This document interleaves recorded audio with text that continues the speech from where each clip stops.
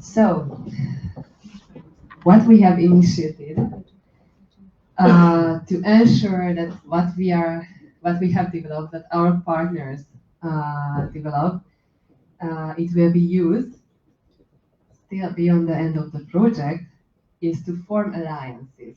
These alliances shall be um, kind of community of institutions, organizations, and those practitioners who are working there, who are following a kind of network.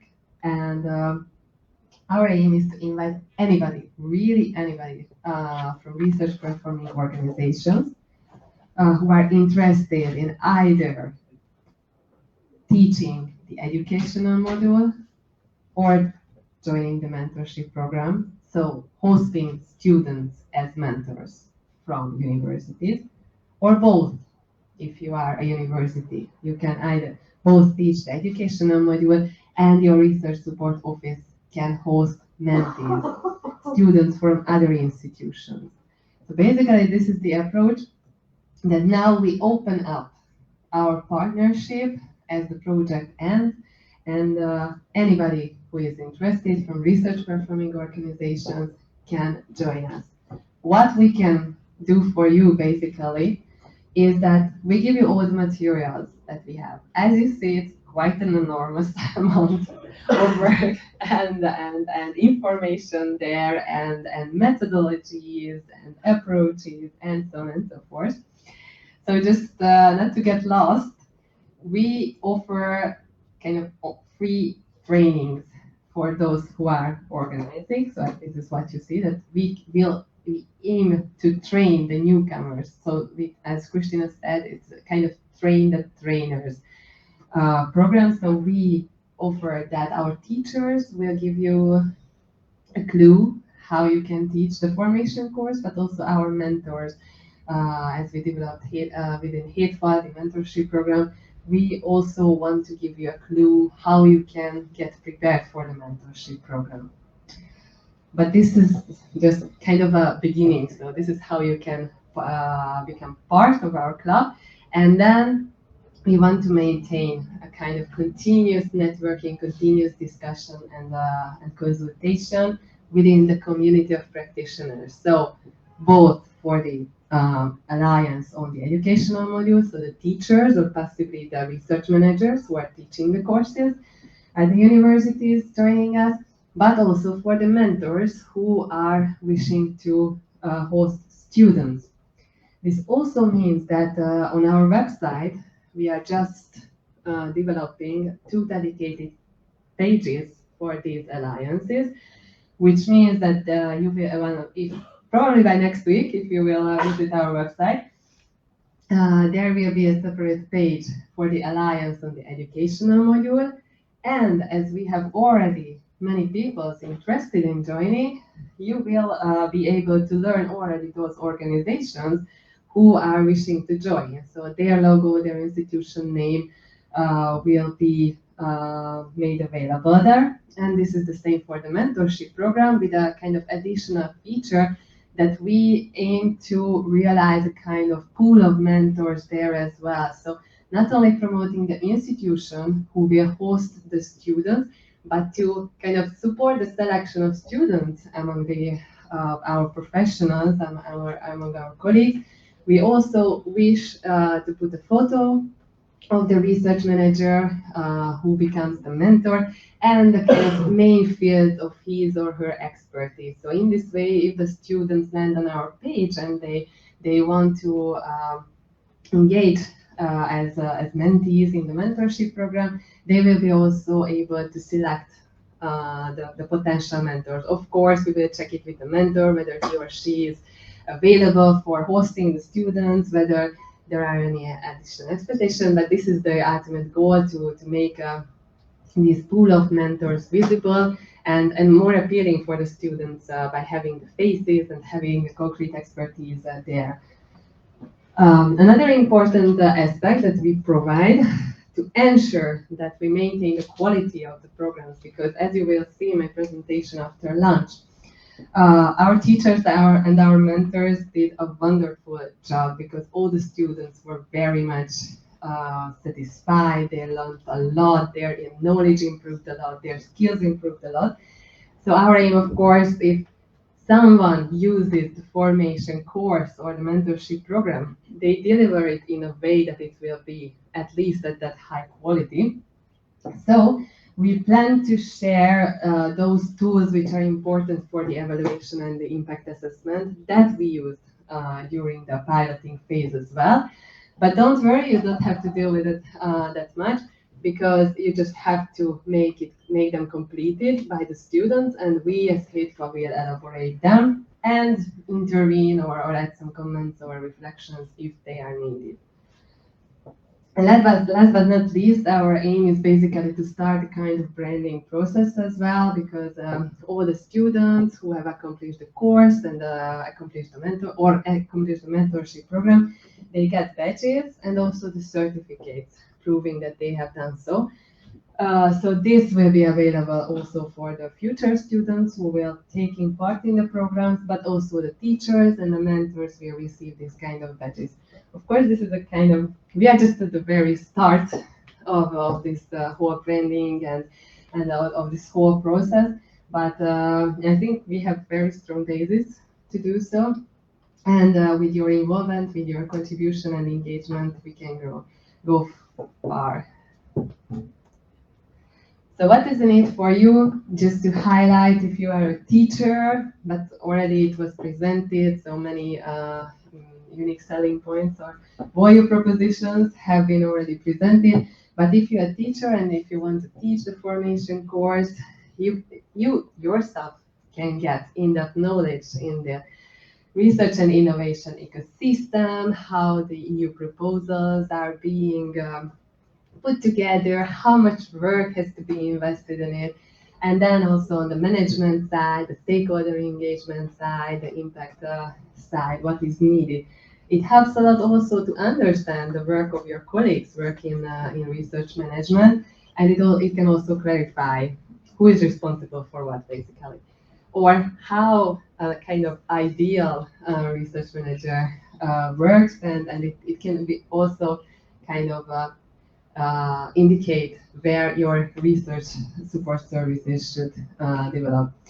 If you are an RMA, it's also interesting, based on the experiences of our colleagues who taught the course, that when they had to prepare for the teaching and for each of the classes, they have to reflect on their daily works and step back a bit and think through and kind of put everything in a kind of strategic manner to see how it can be transferred to the students, how it can be made appealing, and so on and so forth. But even both teachers and the RMA background colleagues learned a lot in the use of digital tools, online tools, innovative methodologies. So there is a lot more. I also presented some arguments. Our colleagues highlighted as well their practices. So I think everybody can benefit from this. How you can kind of officially join the alliance? If you go to our website, you already have there the letter of intent. Basically, it includes all those points that I mentioned before. So if you join to the alliance, you will have to take part at the training. You are very warmly invited to the consultations with your colleagues from other research performing organizations of Europe. And then you will be asked to take the necessary measures to introduce either the course or the mentorship program within your institution. Of course, you will be asked to promote and support this labeling process. So once you get this letter of intent signed, then you can kind of officially join us and appear on the website and so on and so forth. And here you see the next steps that we are planning. So basically, yesterday we already had a training for those teachers who were interested in learning more on the module and who wish to join the alliance. And after this open public stakeholder event today afternoon, we will provide training for those who are interested in the mentorship. Basically the condition was to join this training is that you will get the letter of intent signed in the next weeks, or basically by the end of the year. In January, we plan to have an online consultation, but if there is need for more dialogue, we are also open for that. And then we are planning to continue this kind of providing trainings and consultation in a half-yearly, quarterly basis. But what I would like to also add that the trainings can be held online, but it is also possible that we find some nice funding schemes to organize physical meetings.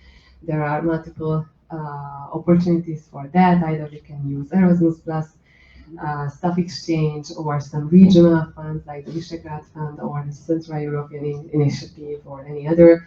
So it is also possible that that we can make face-to-face meetings and trainings. And the ultimate goal of these alliances, beyond the fact that we want to ensure that what we have done will be used by others and others will also benefit from it, is that we create a community which can go for additional funding opportunities and generate new projects.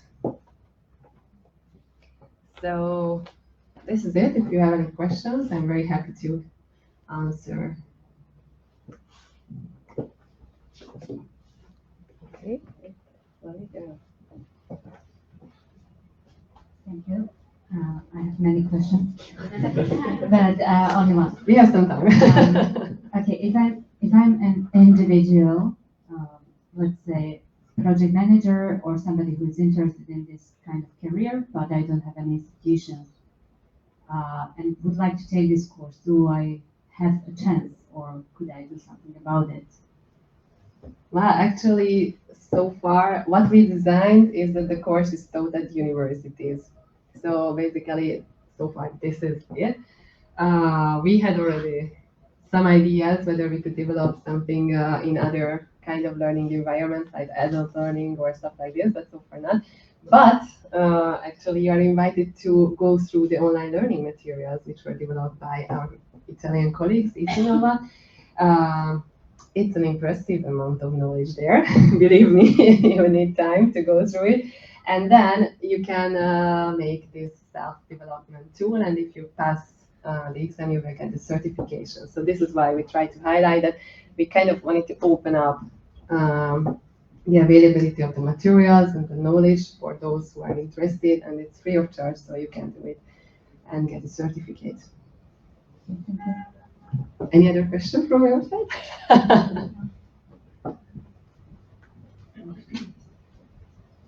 Considering that you have still a very rich program ahead, have you made any systematic approach to potential stakeholders in order to contact as many as possible of them? Considering also that if you send just an email offering your services, etc., you risk to be ignored, not adequately appreciated.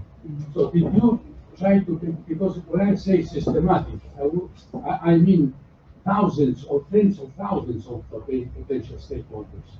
Has any step in this sense have been made? Yes, absolutely. We started. What I can tell you is that the recognition and the acceptance of the project is so to say excellent among I would say the RMA community. So this is the level that we can take, because we are known by the European organization, even in the international organizations, but the national organizations acknowledge this. But of course, this is just one of our target groups. What we also see, and what we already tried to do so, is to reach out university alliances, networks of universities, teachers, communities, even researchers communities. But I have to admit that there are some obstacles, because the community as such is not, how to say, not acknowledged by how to say, our colleagues or who are on the other side of the job, and this is why we have to push this issue forward, and additional efforts are needed. Of course, we are circulating. We even wanted to develop more representatives of universities from the leadership level, from the management level of universities. But it's quite hard if we don't have an additional support or this kind of respect towards the profession from their side. So this is a challenge. I have to tell you, because this is also the this is also among the findings of the final report, that it's very important that the RMA community already knows about us, knows what we offer, but to reach the point that the universities will gladly overtake this, it means that they have to realize that the management or the leadership level that this is something beneficial, and it needs additional efforts. Yeah.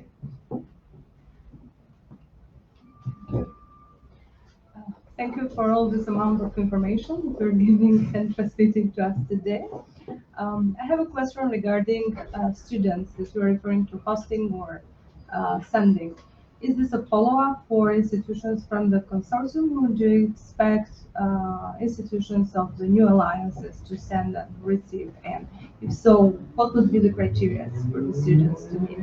Well, actually, what our approach is that we would open up this field as well. So basically, any students from any universities who finds appealing the program and wants to join could do so, because we will not be binded by the program rules and whatever. So if there is a mentor who is sympathetic for them and is available for them, they just can go there. And thanks to the Erasmus Plus program, another branch of it, it can cover the internship of students abroad, so they can apply for it independently from the project. So once the student finds a mentor, they agree on the mentorship, they can get funding for it. So actually, from our view, it can be quite easily continued in this way.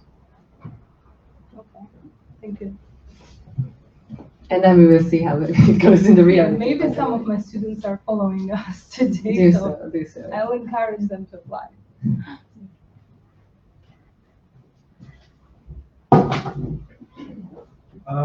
So most of the things that are on the schedule are, I think, post-project, right? Mm-hmm. Absolutely, as we are finishing in December. So you either need funding or you need endorsement of your organization that you are going to do this. Yeah. And so I think it should be smart to, let's say, the movement and those things that are on the schedule now till January 2024 are very important. Can also be connected to the ERA Action 17 or other things that have moved our profession forward. Absolutely. Like but the endorsement is important. So they cannot hear you. What is it? But I think the endorsement should be the first step. Yeah. The first step, and should be that that's also something that the management of the organizations that are involved in information should back it up.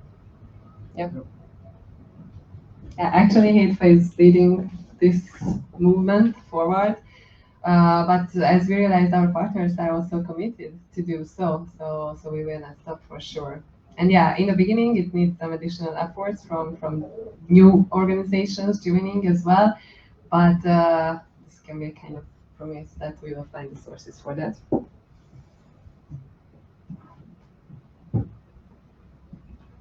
Everybody's already starving. Not yet. Well, it's a very promising and very interesting and very good development. And I think, do you hear me? No. Mm-hmm. I think everybody here is very much convinced that this is needed. And nevertheless, I have a little problem with the certification. Mm-hmm. This is a kind of non-formal course, which much is the difference between formal and non-formal? The formal is legally recognized by the authorities. It is something similar. It links to my previous question whether it will be an institutional based or on a network of issues. I would bring here an example which has been done at the European level, the European Institute of Technology, which has a similar problem because the certificates the European Institute of Technology is issuing is not issued by the institution per se, but by the member universities. So, which are in this way formally recognized, that is legally recognized. So this certification looks to me for the moment not to be a non-formal, which is not, it does not have a legal background in recognition. Whether if it is done within the environment of a certain university, the university may issue a certificate which might be formal, and in this way to have a more serious background for recognition on one side. On the other side, this is regarding the certification. Regarding funding, you said that it will be free, the training, but churches said there is not such a thing as free lunch. So somebody has to pay for it. So it will be, those who participate, they will need to invest time and effort, and this has to be funded somehow, whether the institution who sends them or patroning them or for the students, but for the mentors or for the trainers as well. I mean, they have to put effort into. And this I do not see it quite clear. Okay, of course, I understand that there might be financing from different projects, from different environments, but I'm not optimistic that this might be enough. So there are two things here which, for me, create a shaky environment. Absolutely, I agree with that. First question regarding the certification. Our certification, yeah, it's not connected to university. It's a foRMAtion certificate, which recognizes that if you pass the self-development tool, a set of questions are answered correctly, then you get this certification. I also have to tell you that even if you have a kind of professional certification, so far, in most cases, it is just not recognized by your employer.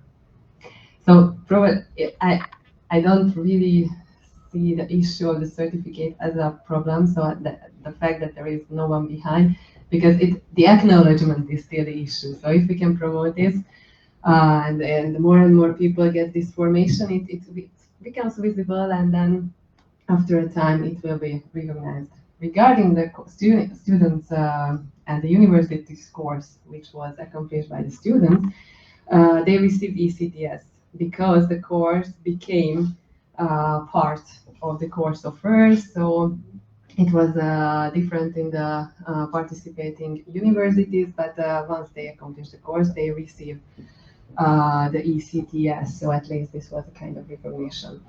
Regarding the certification, we also want to go forward. We just started discussions with the Commission because now there is a new scheme, this micro-credential scheme, which seems that it could be a nice frame in which we can integrate the online learning material and also the self-development tool. This process just started, but it is most probably that this scheme can enable an additional recognition, and that some professional recognition can jointly come with this. Regarding the funding, yes, that's the truth. However, being familiar and working for now, I don't know how many years with RMAs across Europe, I think a very important value that all these colleagues who are here and beyond have is this voluntary basis works. It can be also understood as a kind of exploitation of your own resources, but another understanding of this, that for the sake of professional development, they are eager to do either mentoring, either volunteering in the organization of events, or pushing forward the IO7 and so on and so forth. And if their institution led this, so they can do it within their working hours, that's a huge success already, I would say, because this is what many of us done so far. Of course, this is not the best solution, but till we reach that additional funding comes, and this is how we can live with it. Simon, you want to add something? Yeah, so just to add into that, the other thing that foRMAtion are good at is applying for funding as well. So the future looks promising, potentially good. I just want to go back to the certification point. Yeah, it's very interesting. The micro-credentials is a very interesting way forward. There is a European certification which is matched to the EQF, so you can get a certificate in research management, but it's like an 18-month course basically, so it's a really different beast. In that framework, the existing framework, there is the option for a certificate of research administration, certificate of research administration. Thank you, sorry, I just realised I couldn't hear myself. I feel like I'm kissing the microphone. Okay. I wasn't intending on saying this much, right? So, yeah, back then, so the micro-credentials, I think, is going to be really interesting way forward. There is a European framework, or at least a European certification, which is looked after by EARM, the European Association. You get a certificate in research management, which is mapped onto the EQF, so it's a recognised certificate. I'll come back to that recognition in a minute. There is also within that a lower level, a certificate in research administration, which again is quite a big, heavy thing in terms of it being 12 or 18 months, and 12 or 18 months but it's designed for people who are currently research managers and administrators. In terms of that recognition, it was a really important point that Virag said, is that actually, if you look for any jobs at the moment, I don't think I've even seen one that says it would be desirable to have a certificate in research management, because there aren't that many people who have that certification yet. It's been around for 5 years, but there aren't that many, maybe about 100 or so. In the US, they have a self-certification. They have the Research Administration Certification Council has been going for about 25 years now. There are, I think, about 3,000 US individuals who have a certificate in research administration. I do see that as a required certification for some jobs in the US. So I think it just takes time for that to build up. And the RAC, the RACC, that certifies the US certification is just a board set up and does self-certifications of that. So it's not sort of legally recognized in terms of a university credit. It's just that it's been around for so long that it's built its own reputation. So just 25 years to wait, I think is what I wanted to say. Excellent. Good news. Very future. So yeah, this is it. Okay, any other questions?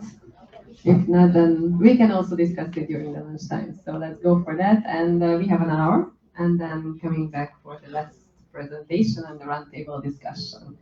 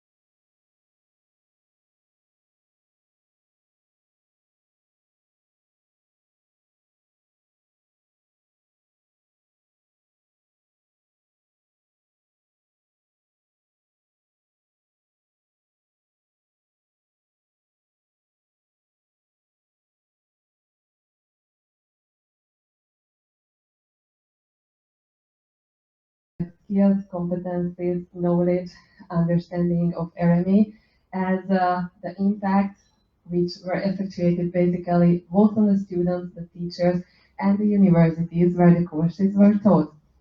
However, the teachers also confirmed that they were very glad that thanks to the project they could get access to a wonderful network of professionals and the kind of community of practitioners, which were also a very nice experience for them and very useful for their professional development.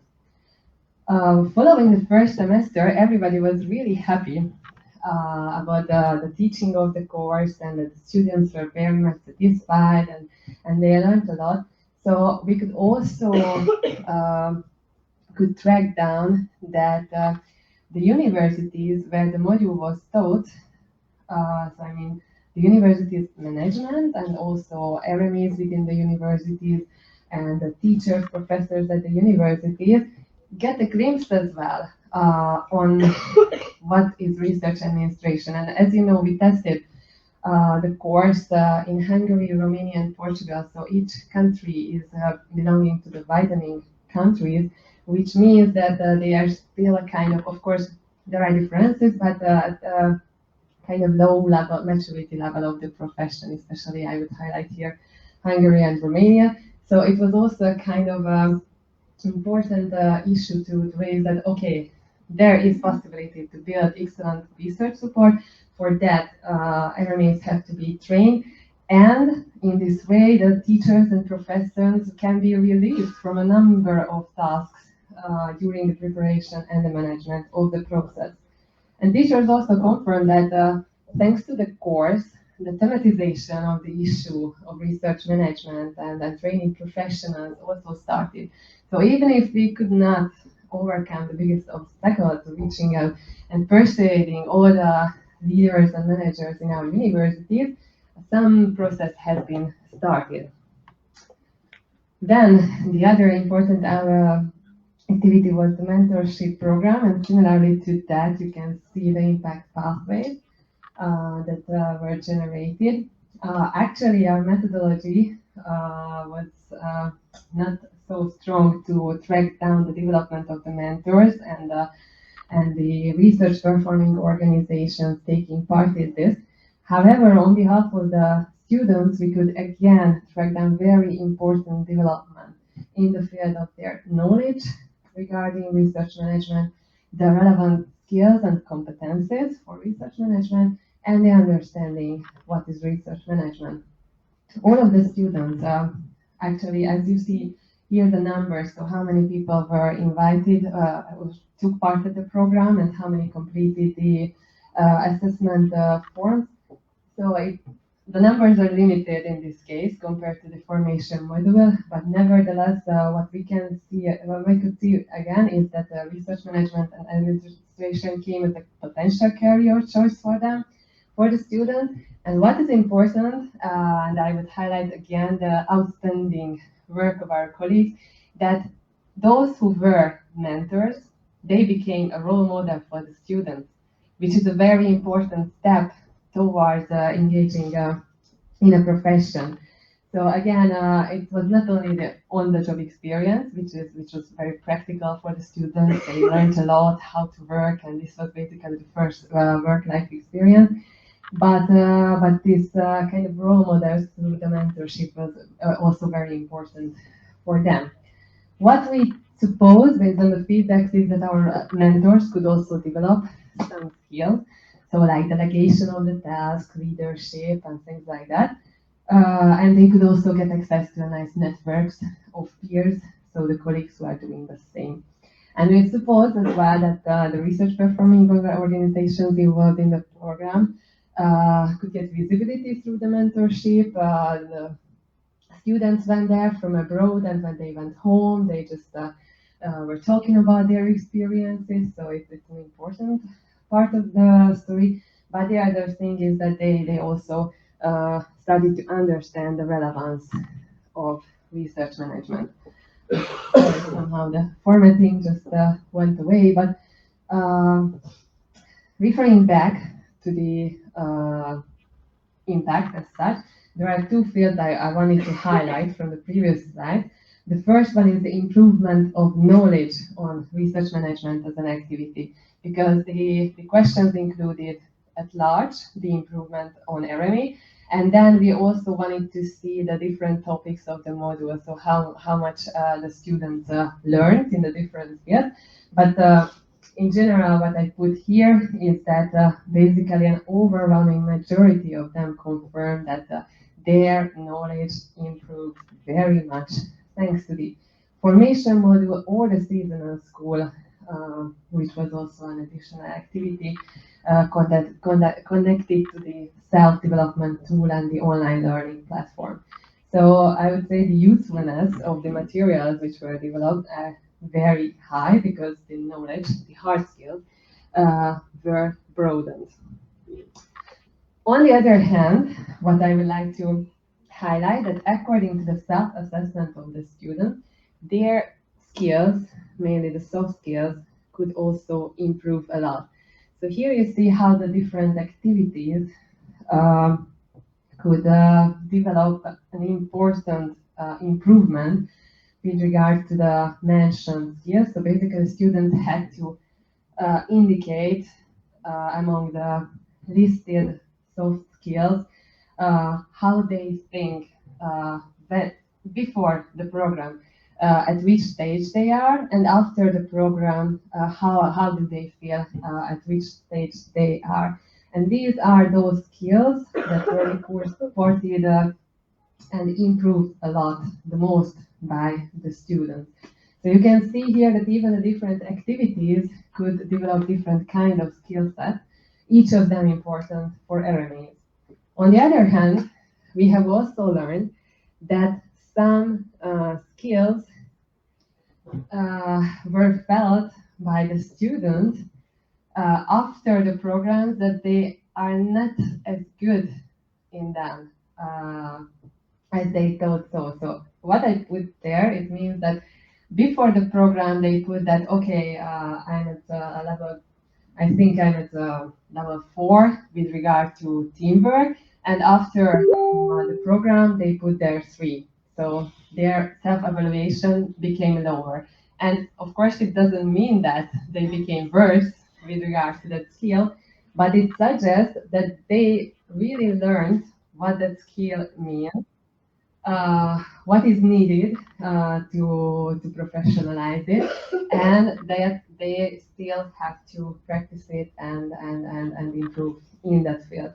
And what was also added yesterday when we discussed this, that basically these were those stuff which were kind of daily, they were included in the daily exercises of the foRMAtion module or the mentorship program. Here, regarding the mentorship program, this is time management and critical thinking. In case of the module, the written and oral communication and the teamwork. So these were the most frequent exercises in which students had to work, and they probably realized that there is still a room for improvement for them. But to sum up the results of the impact assessment, what we can see is that the foRMAtion activities made the profession as such appealing for the students. The mentorship activity especially gave them role models. In this way, it appears basically a kind of potential career choice for the students, which is important as such. On the other hand, I can also add that there were some students, only 1 or 2, who included in the evaluation that, well, I understand very much now what is the research management about. I really appreciate all the people working there, but I also have to acknowledge that I'm not the type of person to do this. I'm more a researcher type of person, or I'm more interested in other careers in the research and innovation ecosystem. So even if it's a kind of negative impact, I think it can support students in concise choice with regard to their career. Thanks to the course, as it was said, students could also understand the different jobs and the professional opportunities within the ecosystem, which is also, again, very important.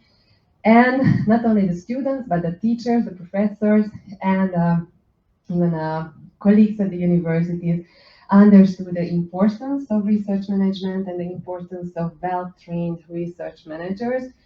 What are their roles, what kind of services they can provide, and what kind of expectations the professors or the researchers can set towards them, and of course the impact which is also there for the professionals. Then the next category, I just summarized here the main good practices, but basically most of them already presented by my colleagues related to the foRMAtion module. The international class with the involvement of all students or invitation of speakers, the use of online and offline tools, the project-based learning methodology, and the opportunity to learn about professions in the science. The other thing with regards to the mentorship program, it was all the time affirmed that students found the opportunity of going abroad and doing mentorship abroad at research performing organizations. That was a unique opportunity. Then it was also possible to have two mentors to even broaden the understanding of the students of the profile of the hosting institute and the research support offices. But we also tried how to carry out remote mentorship. So when there wasn't a day-to-day contact between the mentor and the mentee, or giving specific assignments to students beside their works in the research support offices. So there are quite some good practices. You can learn more in details in the report later on.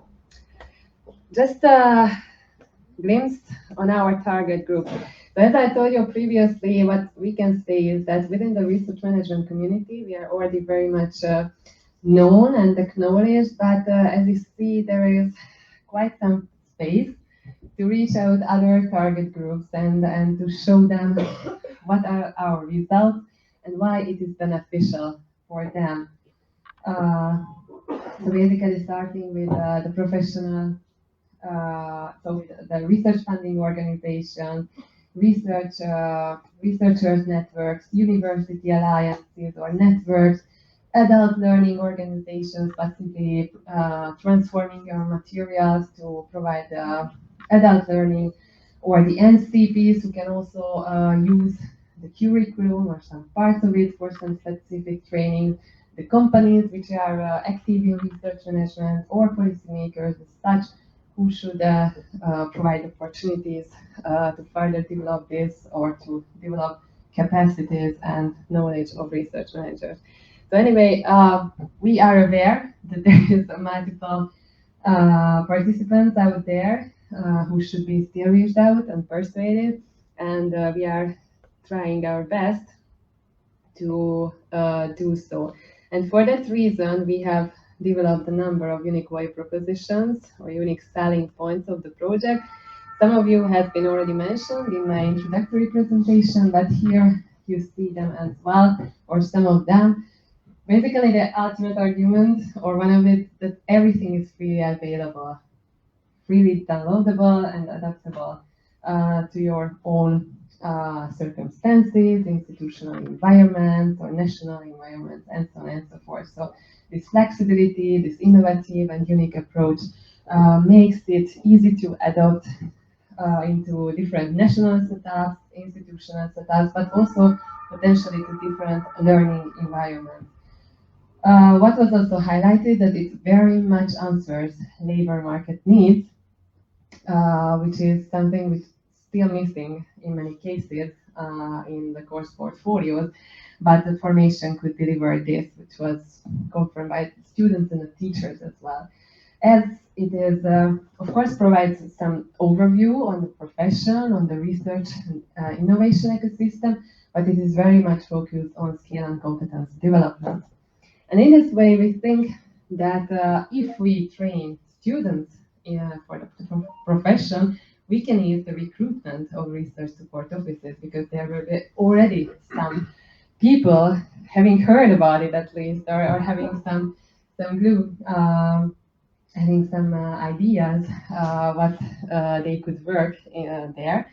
But also we think that these materials can be very useful to train newcomers, so early stage research managers. Of course, you have to select what is relevant for you, or just tell them to go through all the lessons, do the certification.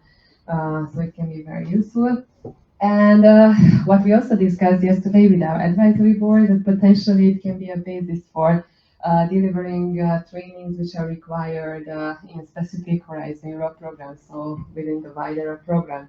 Of course, it has to be adjusted, it has to be set up, but the basis is there. But based on this, each and every action aim to contribute to raising the excellence and efficiency of research support, and by that increasing the competitiveness of our research performing organizations. And what kind of measures do we envisage to sustain our results? Actually, the alliances have been already introduced before launch. And as I see, what we see is that we establish cooperation among institutions, we provide trainings, and we keep on a community of practitioners, and also to ensure that what is delivered it is at the quality which is required and which was designed in the beginning. However, we also want to go farther. There are two directions basically. So we either transform these materials or further develop these materials to train students or potentially integrate them into PhD programs, or to provide some kind of overview for teachers and professors at universities to get an understanding of research management, to get some skills which can be useful for them. And for that, there are Erasmus calls, specific calls, which are strategic, and there are many opportunities there. So development of new materials, new courses, and so on and so forth. Or the other hand, we use it to support the capacity building of those who are already in the field. So research managers. And for that, we are very happy that there are already calls within the widening program, widening and raising excellence program.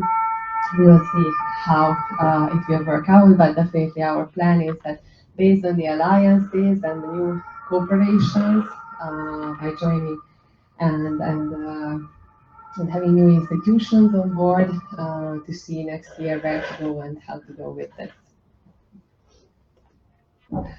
Regarding the alliances, you see again, what is I think already an impressive indicator that beside the fact that we have already received, completed, and signed a letter of intent, there were 10 or even a bit more persons attending yesterday the training on the educational modules. So those are amazing teachers who are interested in launching the course at their institution. And today, after this event, there's going to be a training for those who are interested in the mentorship, and for that there is 40 people who have registered. So we are quite optimistic about the future, and this is how we plan to go, but it has been already discussed. So lastly, I'm just coming to the policy recommendations, which mainly reflect how these outputs should be used, and then what kind of decisions and what kind of approaches are needed for that, but also to reach our ultimate goal, so the recognition and the awareness on the profession. So, sorry. So the first address group is RMAs themselves and research support offices, whom we invite to launch, to contribute and to get engaged in the alliances that we have launched, take part in it, and then start to see how they can integrate a mentorship program or the educational module into their institutional setting. And by doing so, they should join and engage in the community of practitioners that we set up and that we want to keep on the long run. As I told you, we want to push this branding process, so use the badges and the logos that we delivered, and put foRMAtion on the mind map of more and more people. And of course, by doing so, it is also important that they make recognize their specific skills, their specific expertise at the level of their institutions, and also at the level of national and European levels.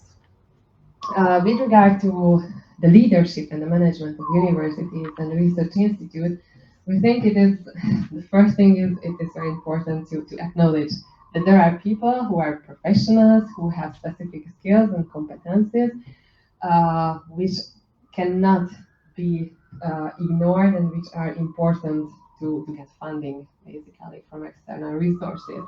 And for that, they should support the joining of the alliances and support that the foRMAtion module and the mentorship program is adopted and adapted and integrated into their programs and into their institutional setups. And of course, providing training for internal RMAs or providing career schemes and so on are also very important. And last but not least, we also have a set of recommendations for research funding bodies and policy makers. And with that regard, we think that it is very important to seek funding opportunities for trainings, training opportunities, networking opportunities of RMAs. We see that now it's not only a kind of bottom-up process that RMAs start to push this issue as well, but it's coming also from the Commission. So at some point we have to connect these efforts, and we can very much support it. And what could be also an option that make foRMAtion the kind of reference point of trainings or for developing the skills, the knowledge, and the capacities of newcomers or even researchers or PhD graduates within the institution. So accomplishing foRMAtion could be a kind of requirement, even if not set in this way, but somehow. And then, of course, what is important that beyond providing funding opportunities, to also see whether we can make and set legal frameworks for the profession so that the professionals who are working here shouldn't be employed as some kind of assistant staff or some kind of financial support, but research manager or some subcategories of this term. So this is why legal frameworks are important. And last but not least, the acknowledgement of the specific skills and competencies of RMAs.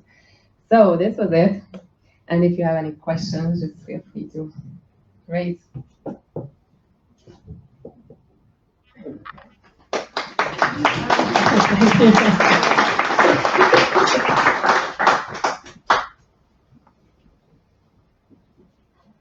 Yeah, I see that you need the coffee.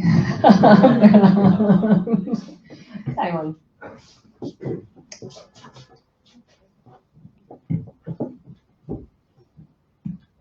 So I'm not going to take any credit for this because Nick just whispered in my ear. But just look. Sorry, Nick, I've got you in it. Looking at there, lots of policy recommendations. The one thing that was probably missing is what we're giving back. So we need to provide that evidence base for the difference that we make. And I know that was going to be part of the project, but I think that's going to be another project. Yeah. But Nick can probably tell more about that. Yeah. So yeah, of course, it would be nice to provide some concrete numbers regarding the efficiency or some more numbers regarding the higher budget absorbed from Horizon Europe. Yeah, that could be another project. Exactly. But thanks for the idea. Any other questions? Okay, unless I'm very grateful for your attention.